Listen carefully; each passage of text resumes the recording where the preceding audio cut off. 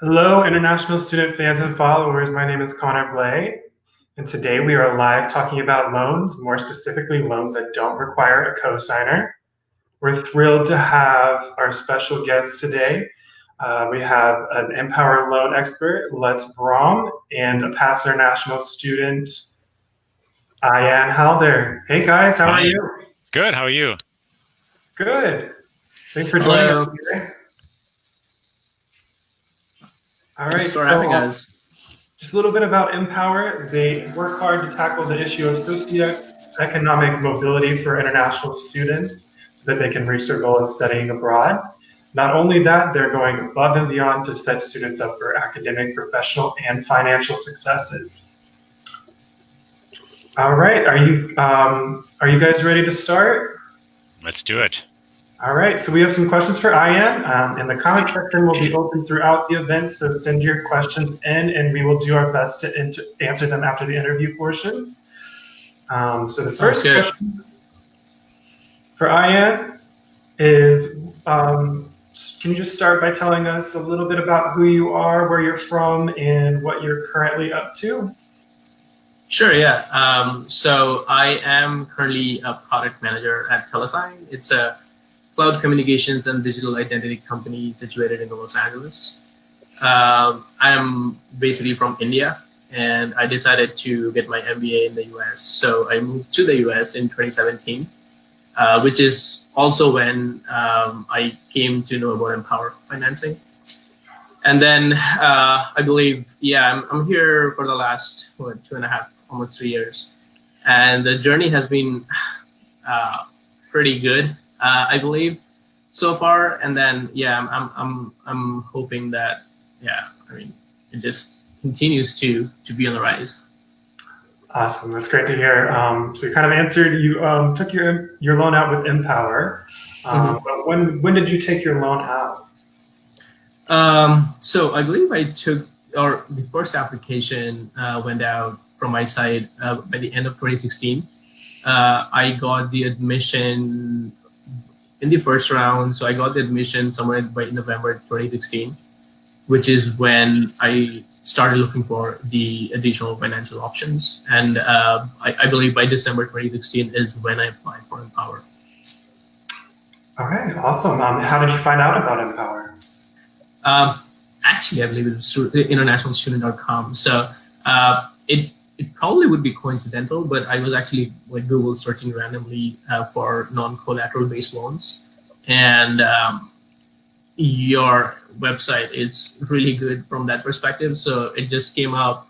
I put in some filters. I guess there were some filters to find where I'm going, what kind of person, based on what kind of visa I have. And then based on all those filters, it suggested Empower financing. And I didn't know that company at that point of time. So I just went ahead and applied anyway. And then Empower reached back to me within a week saying that to get some more details. And then within a week, I got my loan approved. So that was awesome. That's great to hear. I'm glad you used internationalstudent.com. We love to hear that. So having been through this process yourself, can you describe a little bit about what the experience was like and how did you navigate through it?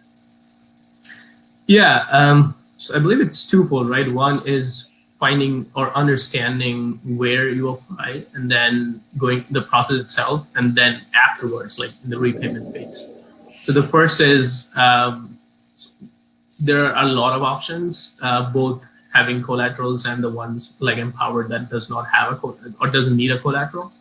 So I was pretty, or I knew that I cannot take a collateral based loan. So that decision was kind of straightforward for me. And then when it came to the application itself, I believe it was pretty smooth. I did entirely an online application, and I didn't have to go anywhere. I just had the documentation. It was a straightforward. I just scan or take a photo and then upload it.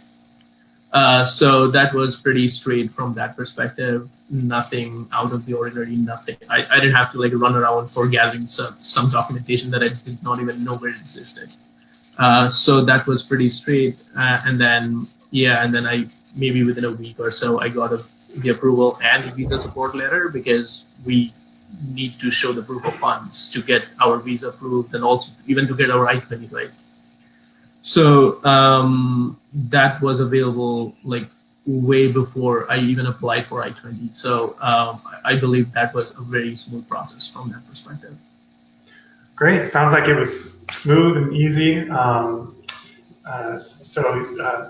loans come with some benefits, though. What were some of the benefits that you liked? You kind of touched upon it already, but can you tell us a little bit more about that?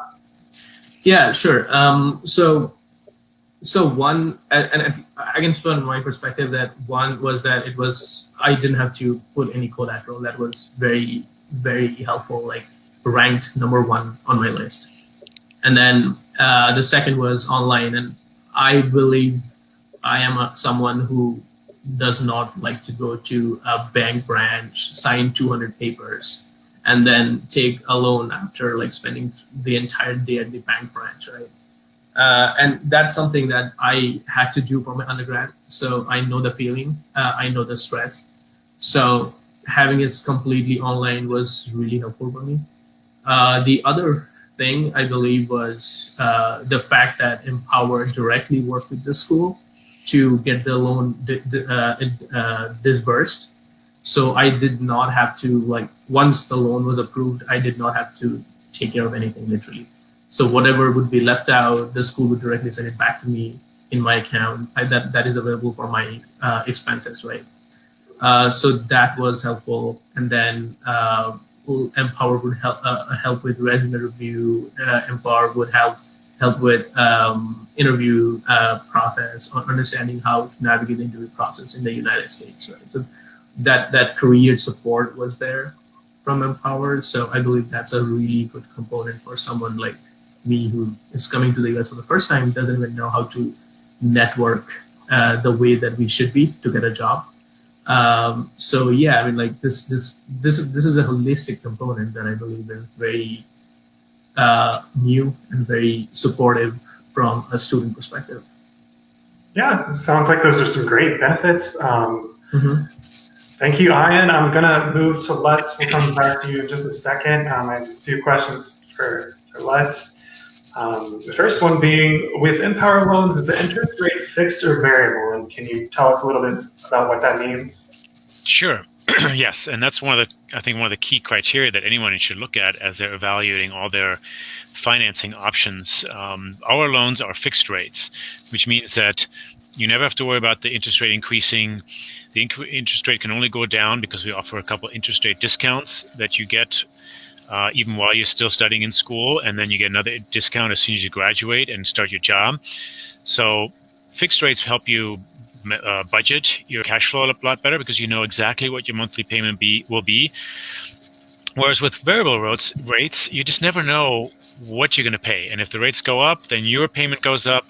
If the rates go down, your payments go down. You could be on a roller coaster ride every month of what your payment might be. And a lot of people just don't like that uncertainty. And we want to provide our customers and student borrowers the certainty to know exactly what they need to budget for during school and after school. Yeah, that's great to hear, especially from a lender. We have one more question. When is the best time to apply for a loan or loans? And how far in advance will they need to submit their applications? Yeah, so the best time to apply for a loan is really when you know which school you want to go to and when you've applied somewhere, because our decision process takes into account with the school that you go to, right? And until you know where that is, we can't really tell you whether we will lend to you or not.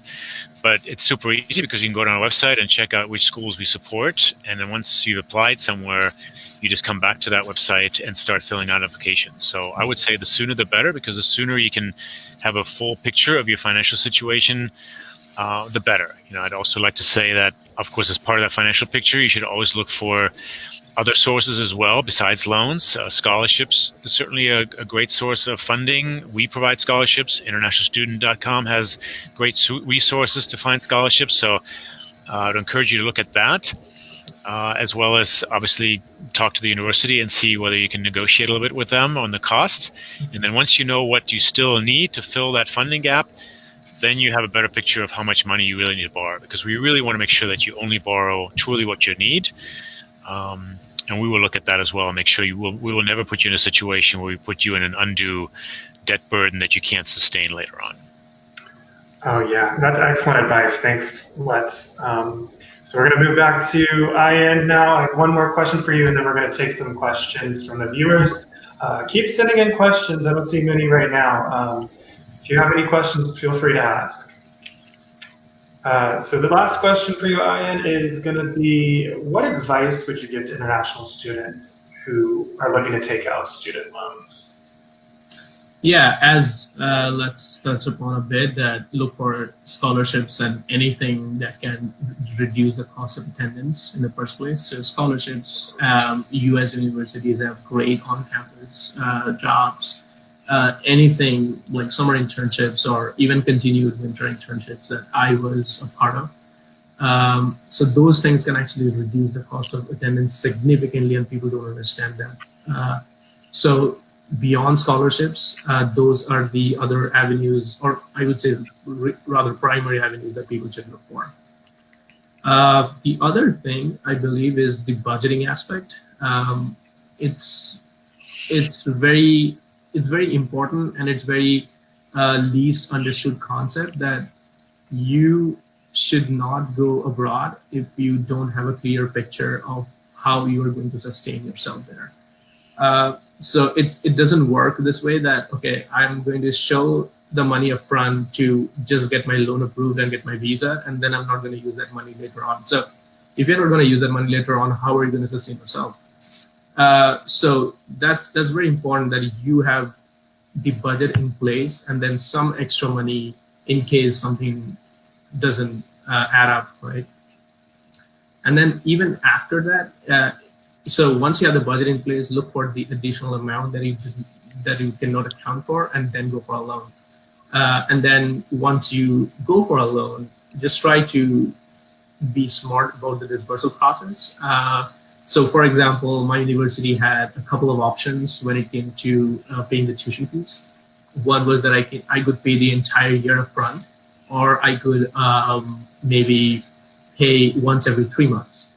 So when I chose the latter option, I was actually disbursing a very small amount per quarter, and then I was able to reduce the overall interest charged upfront, and also like over the entire year, right? So those are the options that people should look for. Those are very subtle, very minute, but you have to really understand. Go to the university's bursar office and find out what are the different options available. Some bursar office actually allow you to maybe delay the payment until after your loan is approved. So some students are actually in the need of a loan or maybe money in the next 2 to 3 weeks, and that might not be possible always. So look for those options as well. And yeah, I believe just go for the best option that suits your career, right? Prioritizing a school that gives out scholarships generously is important, but you should also look for a school that actually takes you where you want to go.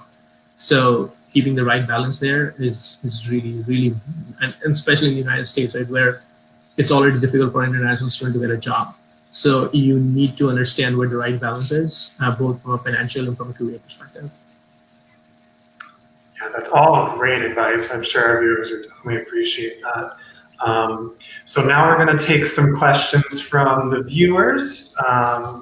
We only have a few so far, so keep sending them in. Okay, so we have a question from Ocean's Depth.